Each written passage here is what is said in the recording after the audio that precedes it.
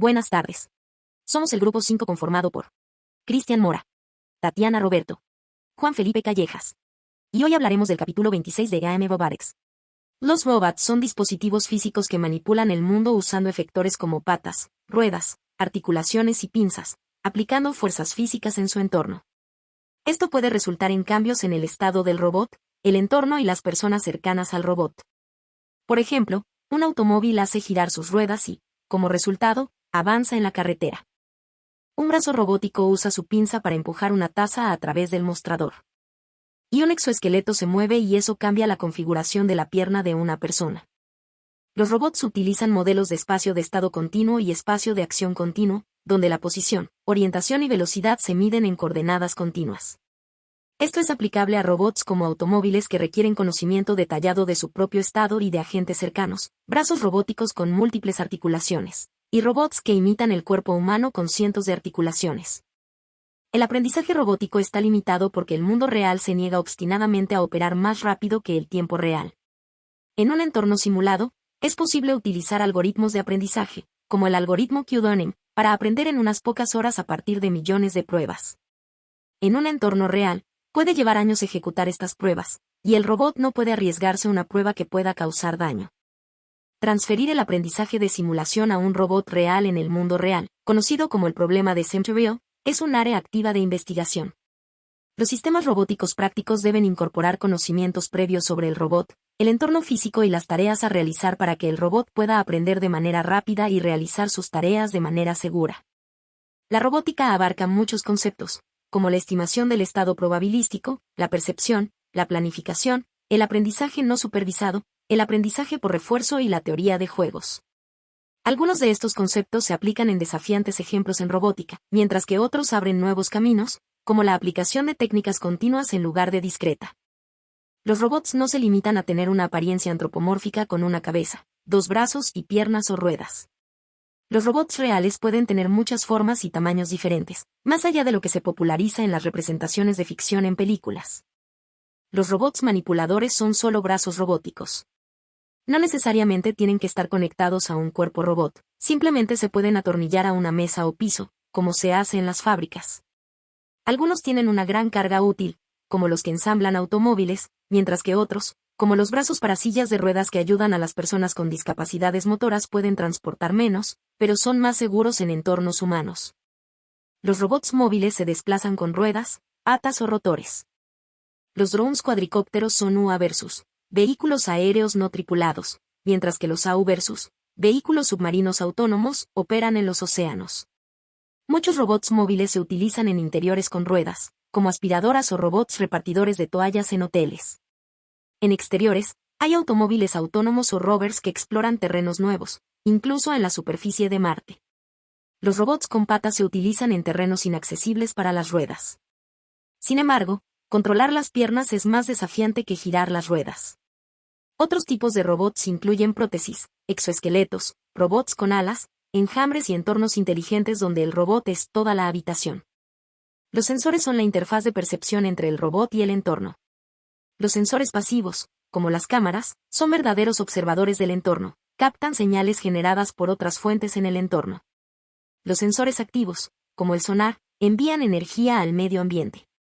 Se basan en el hecho de que esta energía se refleja de vuelta al sensor. Los sensores activos tienden a proporcionar más información que los sensores pasivos, pero a expensas de un mayor consumo de energía y con peligro de interferencia cuando se utilizan varios sensores activos al mismo tiempo. También distinguimos si un sensor está dirigido a detectar el entorno, la ubicación del robot o la configuración interna del robot. Sensores de entorno. Los telémetros son sensores que miden la distancia a objetos cercanos mediante ondas de sonido direccionales. Emiten las ondas, que son reflejadas por los objetos, y parte del sonido regresa al sensor. El sonar es una tecnología utilizada en vehículos submarinos autónomos y en la robótica de interiores. La visión estéreo utiliza múltiples cámaras para obtener imágenes del entorno desde puntos de vista ligeramente diferentes. Luego, analiza la disparidad resultante en estas imágenes para calcular la distancia de los objetos circundantes. Los robots terrestres móviles ahora raramente utilizan sonar y visión estéreo debido a su falta de confiabilidad y precisión. En su lugar, se utiliza el Kinect, un sensor de bajo costo que combina una cámara con un proyector de luz estructurada. Las cámaras de tiempo de vuelo son sensores ópticos activos que emiten señales, luz, y miden el tiempo que tarda en llegar un reflejo de estas señales al sensor. Son ampliamente utilizadas en la mayoría de los robots terrestres como sensores de rango. Los automóviles autónomos utilizan con frecuencia lidar de escaneo, que son sensores activos de luz y rango que emiten rayos láser y detectan los reflejos, proporcionando mediciones de rango precisas de hasta 1 centímetro en un rango de 100 metros. Utilizan arreglos de espejos o elementos giratorios para escanear el entorno y construir un mapa. Radar. Los sensores de radar pueden medir distancias de hasta kilómetros y tienen la ventaja sobre los sensores ópticos de que pueden ver a través de la niebla. Los sensores táctiles, como bigotes, paneles de impacto y piel sensible al tacto, se utilizan en el extremo cercano del rango de detección. Estos sensores miden la distancia basándose en el contacto físico y solo son efectivos para detectar objetos muy cercanos al robot. Una segunda clase importante son los sensores de ubicación. GPS. La mayoría de los sensores de ubicación utilizan la detección de rango como componente principal para determinar la ubicación. El sistema de posicionamiento global, GPS, es la solución más común en exteriores, ya que mide la distancia a satélites que emiten señales pulsadas y puede determinar la ubicación absoluta en la Tierra con precisión de unos pocos metros mediante la triangulación de las señales de varios satélites. La tercera clase importante son los sensores propioceptivos, que informan al robot de su propio movimiento. Los decodificadores de eje son utilizados en los motores de las articulaciones robóticas para medir con precisión el movimiento angular de un eje. En robots móviles, los decodificadores de eje son utilizados para la odometría, que es la medida de la distancia recorrida basada en las revoluciones de las ruedas.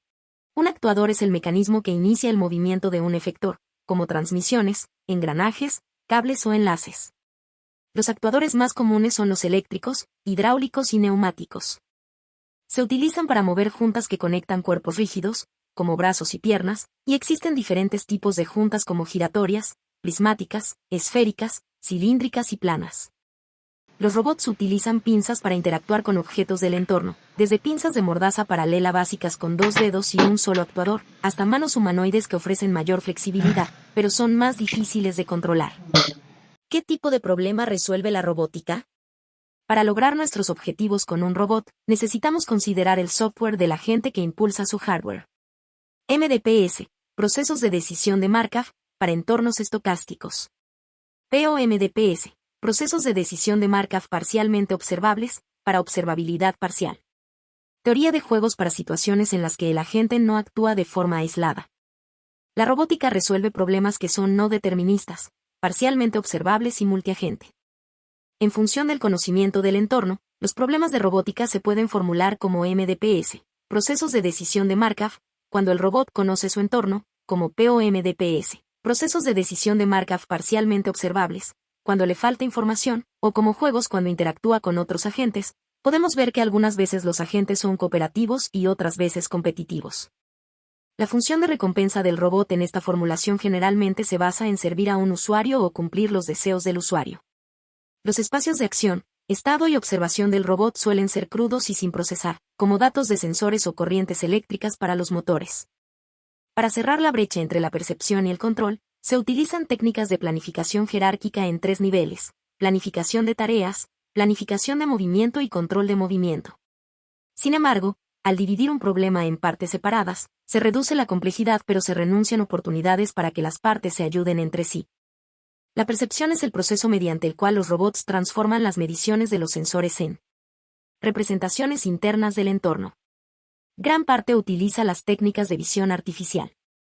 Pero la percepción para la robótica debe lidiar con sensores adicionales como lidar y táctil sensores. La percepción es difícil porque los sensores son ruidosos y el entorno es parcialmente observable, impredecible y, a menudo, dinámico. Como regla general, las buenas representaciones internas de los robots tienen 3 propiedades. Contienen suficiente información para que el robot tome buenas decisiones. Están estructurados para que puedan ser actualizados de manera eficiente. Son naturales en el sentido de que las variables internas corresponden a variables de estado natural en el mundo físico. En el capítulo 14 se mostraron varios modelos dinámicos de red de bus para representar los modelos de transición y sensores de un entorno parcialmente observable y describimos algoritmos tanto exactos como aproximados para actualizar el estado de creencia. Para problemas de robótica, incluimos las propias acciones pasadas del robot como variables observadas en el modelo. La figura 26.4 muestra la notación utilizada en este capítulo. XT es el estado del entorno, incluido el robot, en el momento T. CT es la observación recibida en el momento T y AT es la acción realizada después de recibir la observación. Calcularemos el nuevo estado de creencia, P, XT más 1 Z1, T más 1, A1, T, a partir del estado de creencia actual, P, XT Z1, T, A1, T1, y la nueva observación CT más 1. Esto se desarrolló en el capítulo 14, pero aquí hay dos diferencias. Condicionamos tanto las acciones como las observaciones, y tratamos con variables continuas en lugar de discretas. Por lo tanto, modificamos la ecuación de filtrado recursivo. La ecuación nos indica cómo estimar recursivamente esta ubicación, incorporando de manera incremental las mediciones del sensor, por ejemplo, imágenes de la cámara, y los comandos de movimiento del robot. La probabilidad P, XT más 1 XT AT, se denomina modelo de transición o modelo de movimiento, y P, CT más 1 XT más 1, es el modelo sensor. A, un modelo cinemático simplificado de un robot móvil. El robot se muestra como un círculo con una línea de radio interior que marca la dirección de avance. El estado XT consta de la posición XT, YT, mostrada implícitamente, y la orientación T. El nuevo estado XT más 1 se obtiene actualizando la posición de VTT y la orientación de TT. También se muestra un punto de referencia en 11, G, observado en el tiempo T, B, el modelo de sensor de exploración de rango. Se muestran dos poses de robot posibles para un escaneo de rango dado, Z1, Z2, Z3, Z4. Es mucho más probable que la pose de la izquierda haya generado el escaneo de rango que la pose de la derecha. A medida que el robot se mueve, la incertidumbre en la estimación de su ubicación aumenta, como lo muestran las elipses de error. Su error disminuye a medida que detecta el alcance y el rumbo hacia un punto de referencia con una ubicación conocida y aumenta de nuevo cuando el robot pierde de vista el punto de referencia. Entonces el robot tendrá que adquirir un mapa. Este es un pequeño problema del huevo y la gallina. El robot de navegación tendrá que determinar su ubicación en relación con un mapa que no conoce del todo, al mismo tiempo que construye este mapa mientras no conoce su ubicación real. Modelo de localización de Monte Carlo tipo SLAM, un algoritmo de filtrado de partículas para la localización de robots móviles. En la figura A, podemos detallar la incertidumbre global inicial. En la figura B, se muestra la incertidumbre aproximadamente bimodal después de navegar en el corredor, barrido simétrico. En la figura C, se muestra la incertidumbre unimodal después de entrar en una habitación y encontrarla distintiva. El aprendizaje automático es crucial para la percepción del robot, especialmente cuando la mejor representación interna no se conoce. Un enfoque común es usar métodos de aprendizaje automático no supervisados para mapear flujos de sensores de alta dimensión a espacios de menor dimensión, conocido como incrustación de baja dimensión. Esto permite aprender sensores y modelos de movimiento a partir de datos mientras se descubre una representación interna adecuada. El aprendizaje automático es crucial en la percepción de los robots cuando no se conoce la mejor representación interna. Una técnica común es mapear flujos de sensores de alta dimensión en espacios de baja dimensión usando métodos de aprendizaje no supervisado, conocido como incrustación de baja dimensión. Esto permite aprender sensores y modelos de movimiento a partir de datos, al mismo tiempo que descubre una representación interna adecuada.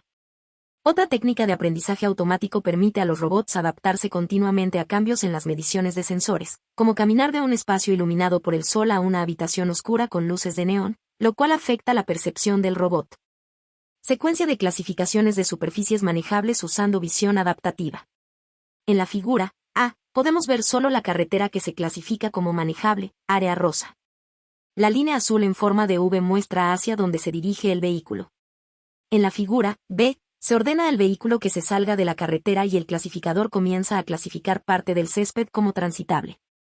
En la figura C, el vehículo ha actualizado su modelo de superficies transitables para que correspondan tanto a césped como a carretera. A continuación expondremos la sección de planificación y control.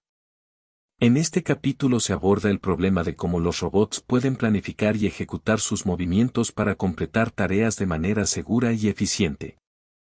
La planificación implica encontrar una secuencia de puntos en el espacio, un path, que el robot seguirá, mientras que el control implica ajustar los movimientos del robot en tiempo real para seguir ese camino. A continuación un ejemplo de lo dicho. Comencemos entonces con la primera sección y hablemos sobre qué es un espacio de configuración. Es una representación abstracta de todas las posibles configuraciones de un sistema dinámico. Se explica cómo se puede utilizar el espacio de configuración para la planificación de movimiento de robots. Supongamos que tenemos un carro a control remoto cuyo espacio de trabajo sería el suelo en 2 dimensiones y cuyo espacio de configuración es la dirección a la que se mueve dicho carro. Planificar esa trayectoria implicaría entonces ejecutar una serie de acciones que modifiquen el espacio de configuración, con el objetivo de viajar de un punto A a un punto B. Para aclarar y generalizar, el espacio de trabajo es el espacio físico en el que un robot puede moverse, mientras que el espacio de configuración es el conjunto de todas las posibles configuraciones del robot, es decir, la posición y orientación de todas sus partes móviles. Veamos otro ejemplo más claro al respecto. Imaginemos que tenemos un brazo robótico con 2 grados de libertad. Alrededor de este existe un espacio de trabajo que es una caja con un obstáculo plano colgando del techo. Allí solo las regiones blancas en el espacio son configuraciones libres de colisiones. En esta representación gráfica se puede apreciar los diferentes factores involucrados en el movimiento del brazo del robot. Posterior a esta sección inicial donde se habló del espacio de configuración, se aborda ahora el concepto de planeación de movimiento. Esta sección se enfoca en la tarea de planificar el movimiento de robots. Se describen diferentes enfoques para la planificación de movimiento, incluyendo planificación de movimiento global y local donde se evalúa la situación como un todo y los pasos intermedios respectivamente. También se describen técnicas para evitar obstáculos y restricciones al planificar el movimiento. Pero antes de pasar a estas técnicas, definamos qué es esta planificación de manera más concreta. La planificación de movimiento es el proceso de determinar una secuencia de acciones o movimientos que un sistema dinámico debe realizar para alcanzar un objetivo deseado mientras se evitan obstáculos y se satisfacen restricciones adicionales. En el caso de los robots, el objetivo puede ser moverse desde una posición inicial a una posición final, y las restricciones pueden incluir limitaciones en la velocidad y aceleración del robot, o otros factores como el gasto energético. Ahora expliquemos algunas de las técnicas mencionadas para poder lograr esto. La primera es un grafo de visibilidad. Un grafo de visibilidad es una representación gráfica de la visibilidad entre diferentes puntos en un entorno, donde los nodos representan los puntos y las aristas representan las líneas de visión entre ellos. En otras palabras, un grafo de visibilidad conecta puntos visibles entre sí mediante aristas y aquellos puntos que no son visibles entre sí no están conectados por aristas. Estos grafos son utilizados comúnmente en la planificación de rutas para encontrar la ruta más corta entre 2 puntos en un entorno con obstáculos. En lugar de tratar todos los posibles caminos en el espacio de configuración, lo que sería muy costoso computacionalmente, se crea un grafo de visibilidad para el entorno y se realiza la búsqueda del camino más corto solo en ese grafo. Esto reduce significativamente el espacio de búsqueda y permite encontrar soluciones óptimas de manera más eficiente. Para construir un grafo de visibilidad, primero se eligen un conjunto de puntos relevantes en el entorno. Luego, se trazan las líneas de visión entre ellos, y se conectan aquellos puntos que son visibles entre sí. Para evitar conexiones innecesarias, se pueden utilizar técnicas de filtrado para eliminar aristas que no son necesarias, por ejemplo, eliminando aquellas que son demasiado largas o que cruzan demasiados obstáculos. La siguiente técnica se trata de los diagramas de Voronoi. Un diagrama de Voronoi se construye a partir de un conjunto de puntos en el espacio. Cada punto define una región del espacio que contiene todos los puntos más cercanos a ese punto que a cualquier otro punto del conjunto. Estas regiones se llaman celdas o polígonos de Voronoi. Veamos un ejemplo de manera gráfica. En el contexto de la planificación de movimiento, los puntos utilizados para construir el diagrama pueden ser los centros de los obstáculos en el entorno del robot. Las celdas correspondientes a estos puntos definen las regiones del espacio que están más cerca de un obstáculo que cualquier otra región.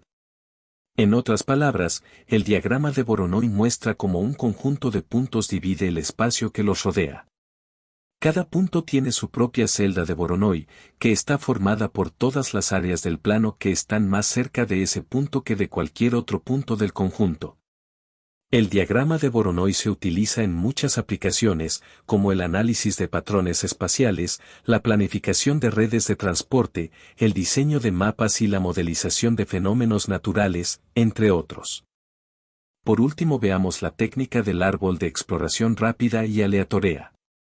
El algoritmo RRT es un método de planificación de movimiento muy utilizado en robótica debido a su eficiencia y capacidad para encontrar soluciones en entornos complicados. El funcionamiento del algoritmo RRT se puede resumir en los siguientes pasos. 1. Inicialización. Se comienza con un árbol que consta de un solo nodo, que representa la posición inicial del robot. 2. Muestreo aleatorio. Se genera un número aleatorio en el espacio de configuración del robot para obtener una nueva configuración. 3. Selección del nodo más cercano. Se busca el nodo existente en el árbol más cercano a la nueva configuración. 4. Extensión del árbol. Se agrega el nuevo nodo al árbol, conectando el nodo más cercano encontrado en el paso anterior a la nueva configuración. Repetición. Se repiten los pasos 2 a 4 hasta que se encuentra una configuración cercana al objetivo. El resultado final es un árbol que representa una secuencia de movimientos del robot desde su posición inicial hasta la posición deseada. Este árbol se puede utilizar para generar una trayectoria suave y factible para el robot. Un ejemplo de ello es el de esta imagen, donde se usa un algoritmo bidireccional RRT que construye dos árboles, uno desde el inicio y otro desde la meta, conectando incrementalmente cada muestra al nodo más cercano en cada árbol, si la conexión es posible. Cuando una muestra se conecta a ambos árboles, significa que hemos encontrado un camino de solución. Aquí vemos un fotograma donde se aplica este algoritmo con un brazo robótico que tiene como fin alcanzar un objeto. Hablemos ahora del control de seguimiento de trayectorias. El seguimiento de la trayectoria implica aplicar corrientes eléctricas a los motores del robot para producir torque y movimiento. Este proceso se conoce como control de trayectoria. Es el proceso de controlar el movimiento de un sistema dinámico para seguir una trayectoria planificada. En el caso de los robots, la trayectoria puede ser planificada mediante los algoritmos descritos en la sección anterior, y el control de seguimiento de trayectoria se encarga de garantizar que el robot siga la trayectoria con precisión y eficiencia. Veamos el ejemplo del libro donde se muestran distintos resultados con control proporcional, P, como el control proporcional derivativo, PD, son dos técnicas utilizadas en el control de sistemas dinámicos. Ambos métodos se basan en la retroalimentación de la posición del robot para ajustar la dirección y velocidad del movimiento. La principal diferencia entre el control proporcional y el control proporcional derivativo es que este último utiliza información adicional sobre la velocidad del robot para realizar ajustes más precisos en la dirección y velocidad del movimiento. El control proporcional, cabe aclarar, utiliza un factor de ganancia, un parámetro importante que debe ajustarse para lograr un control efectivo de un sistema.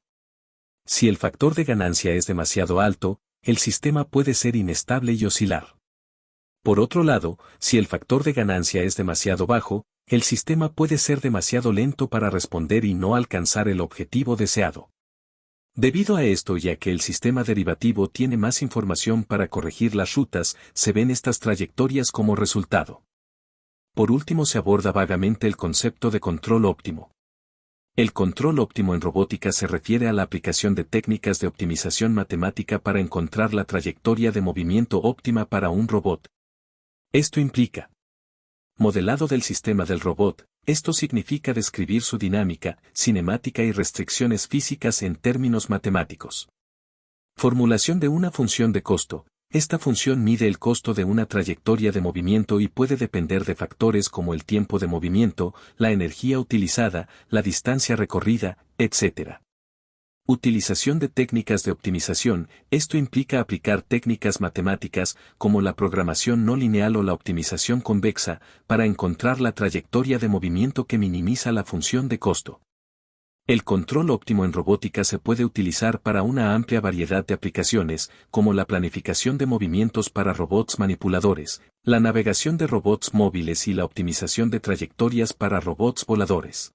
El siguiente tema que abordaremos sobre el capítulo es aprendizaje por refuerzo en robótica.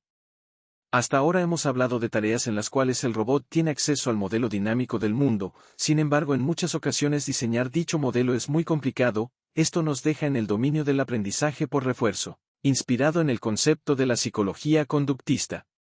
El aprendizaje por refuerzo, o reinforcement learning, es una variedad del machine learning que permite a una inteligencia artificial planear estrategias efectivas en base a la experimentación con los datos. La máquina aprende a partir de su propia experiencia, interactuando con el entorno hasta dar con el comportamiento ideal. Más que tomar decisiones o hacer predicciones, el aprendizaje por refuerzo genera estrategias automáticamente. Uno de los retos para el aprendizaje por refuerzo en robótica es la naturaleza continua de los espacios de estado y acción, lo cual se maneja mediante discretización o mediante funciones de aproximación. Las políticas o funciones de valor que se utilizan se representan como combinaciones de características útiles conocidas o como redes neuronales profundas. Recordemos que una política es una función que asigna estados a acciones. Sin embargo, un reto aún mayor es el hecho de que los robots operan en el mundo real. Debemos asegurarnos de que las acciones de los robots sean seguras y además considerar que el progreso en el mundo real será más lento que en una simulación. Gran parte de lo interesante del aprendizaje por refuerzo en robótica se reduce a cómo podemos reducir la complejidad de las muestras del mundo real, es decir, el número de interacciones con el mundo físico que el robot necesita para funcionar.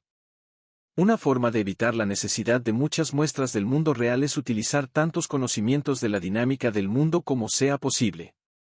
Un ejemplo es el aprendizaje por refuerzo basado en modelos, en el cual el robot puede alternar entre ajustar los parámetros dinámicos y calcular una política mejor. Incluso si las ecuaciones son incorrectas porque no modelan todos los detalles físicos, los investigadores han experimentado con el aprendizaje de un término de error, que junto a los parámetros, compensa la inexactitud del modelo físico.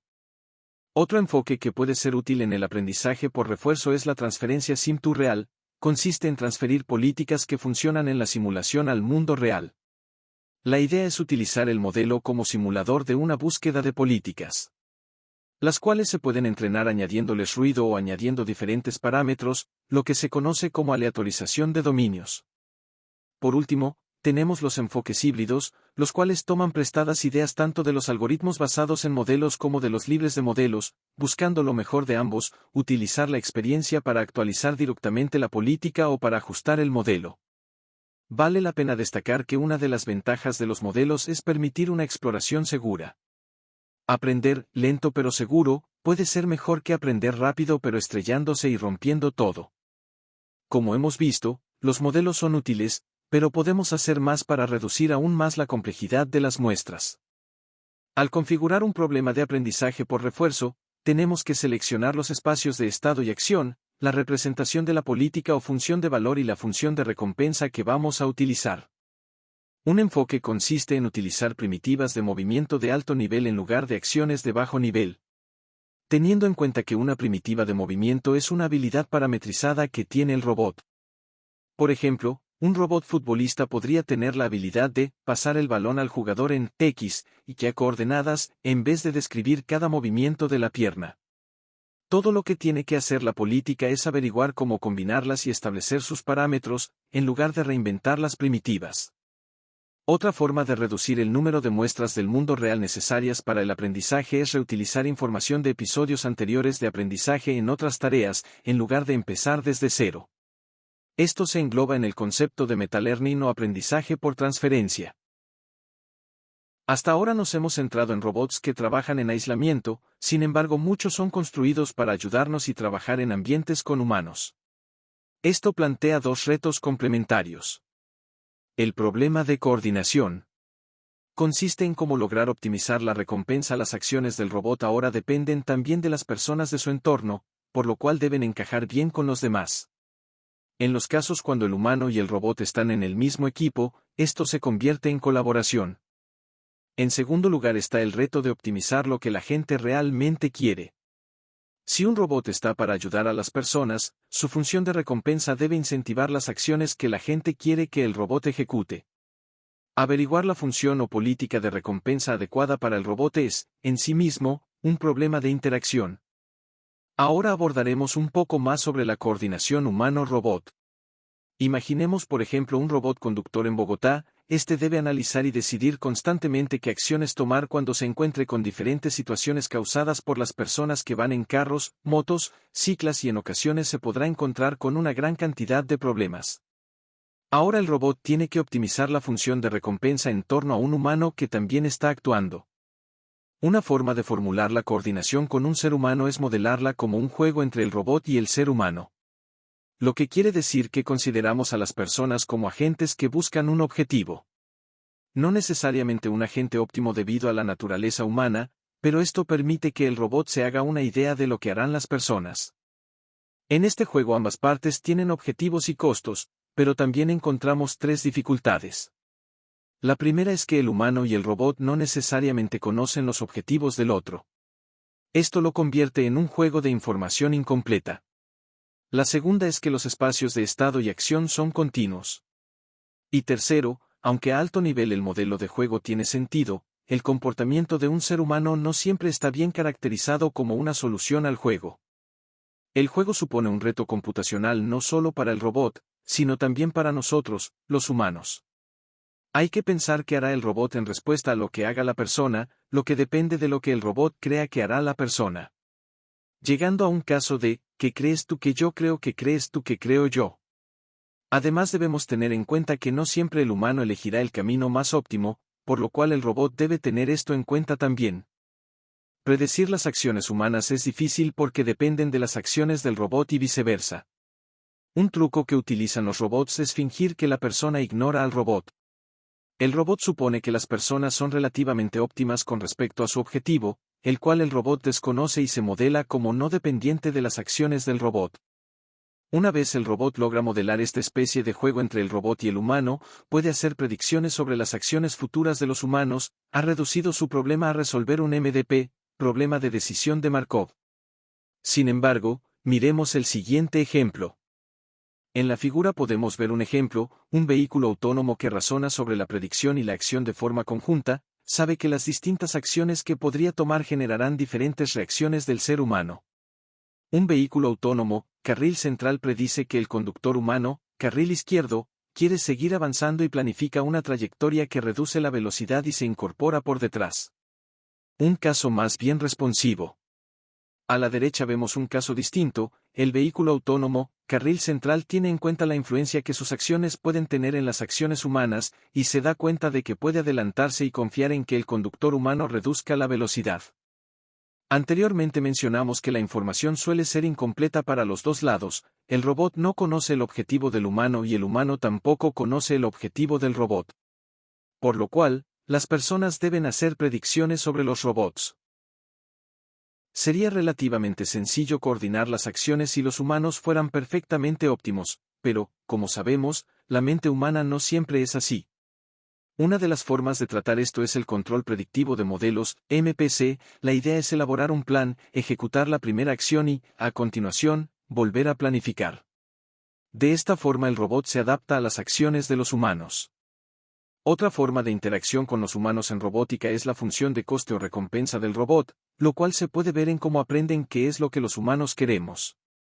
Veremos dos alternativas. En el aprendizaje de preferencias podemos imaginarlo como que el usuario enseña al robot cómo realizar una tarea, bien sea mediante una demostración o mediante lenguaje. El robot puede adoptar la función de costes del humano como propia y optimizarla cuando realice la acción. Mientras que en el aprendizaje por imitación se evitan las funciones de coste y se busca aprender directamente la política deseada para el robot. Sin embargo, esto nos lleva a otro desafío, la generalización de nuevos estados. El robot no sabe por qué las acciones de su base de datos se han marcado como óptimas. Anteriormente hemos hablado de robots bajo una perspectiva deliberativa, ahora veremos una visión diferente, la reactiva. Un enfoque de estos son los controladores reactivos. En algunos casos, es más fácil establecer una buena política para un robot que modelar el mundo y planificar. Entonces, en lugar de un agente racional, tenemos un agente de reflejos. Por ejemplo, un robot al cual se le dan las instrucciones para caminar y evitar obstáculos simplemente respondiendo al estado en el que se encuentren sus patas. A la izquierda podemos ver a un robot de 6 patas, y a la derecha la máquina de estados que controla el movimiento de una pata. Simplemente va a realizar determinados pasos dependiendo del estado en el que se encuentre. Otro ejemplo es la arquitectura de subsunción, es un framework para ensamblar controladores reactivos a partir de máquinas de estados finitos. Además, las máquinas de estados finitos poseen temporizadores internos, relojes, que controlan el tiempo que se tarda en recorrer un arco. Las máquinas resultantes se denominan máquinas de estado finito aumentadas, AFSM, donde el aumento se refiere al uso de relojes. Los robots ya están entre nosotros. Por lo cual ahora hablaremos de los dominios de aplicación. Los robots han empezado a introducirse en los hogares para atender a las personas mayores y a las personas con discapacidad motriz. O también ayudando en labores domésticas como la limpieza. También en el área de la salud podemos ver casos en que los robots asisten y ayudan a los cirujanos, permitiendo conseguir mejores resultados. Otros ejemplos de robots que podemos ver hoy en día son los carros autónomos, también los robots en el entretenimiento. Así como en la exploración, especialmente de lugares que pueden ser peligrosos, e incluso otros planetas. Y sobre todo en la industria, la mayoría de los robots actuales se utilizan en fábricas, automatizando tareas que son difíciles, peligrosas o aburridas para los humanos. Con esto concluimos nuestra presentación, gracias a todos por su atención.